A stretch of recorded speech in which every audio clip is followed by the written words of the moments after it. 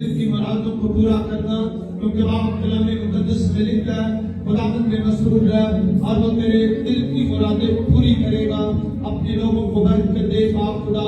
इस तार के सरफराज कर सुरखरू कर इनके घरों से हर तरह की मुश्किलें परेशानियां दुख मुसीबतें बीमारियां रोग और बेरोजगारी बाप खुदा तेरे यीशु नाम में गए।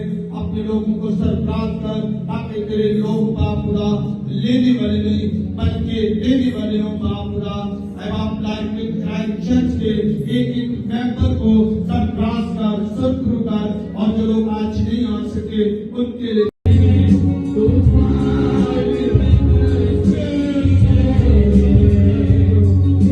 साथ कीजिएगा, मेरे पीछे दुआ कीजिएगा। ऐ हमारे बाप, तुझे आसमान पर है, तेरा नाम पाक माना जाए, तेरी बादशाही है, तेरी मर्जी जैसे आसमान पे पूरी होती है जमीन पर भी हो।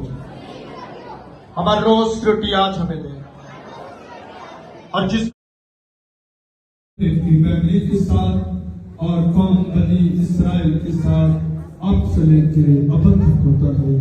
आमीन। खुदा की सलाम।